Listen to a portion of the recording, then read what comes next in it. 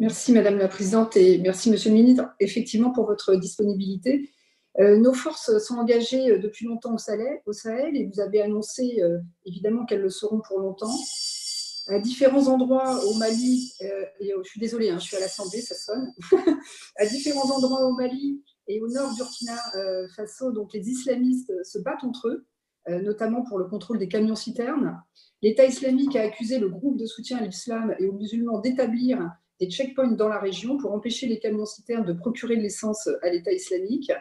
Al-Naba a également rapporté le 18 avril dernier que le GSIM a arrêté plusieurs chauffeurs de camions, alléguant qu'ils vendaient de l'essence à leurs rivaux djihadistes.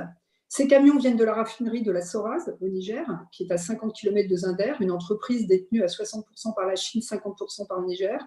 Tout le monde sait très bien que les camions alimentent les djihadistes, l'État islamique comme Boko Haram au nord Nigeria. En 7 ans, aucun des camions qui roulent, pourtant à 20 km/h maximum, n'a jamais pris une balle.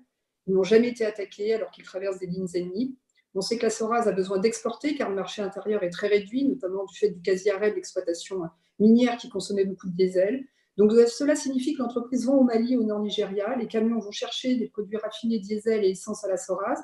Ces produits repartent sur le marché noir sans aucun problème. Même chose au Mali et au Burkina Faso. Qu'il y ait des combats ou des accrochages ne change rien, les camions passent toujours.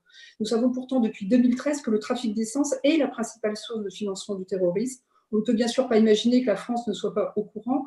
Les consultants Marc Échinger dénoncent cela depuis longtemps. C'est sur la base de ces rapports que le Nigeria a fermé sa frontière avec le Niger. Monsieur le ministre, estimez-vous normal que les soldats français périssent et risquent leur vie alors que nous fermons les yeux sur ces trafics? Par ailleurs, les populations de ces pays du Sahel assistent à cela, ce qui contribue bien sûr à développer ce sentiment anti-français dont nous sommes toujours prompts à dénoncer les raisons, tout en refusant de regarder la réalité en face.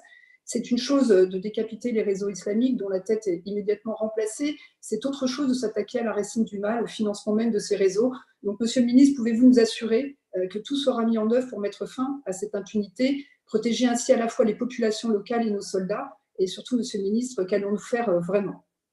Merci.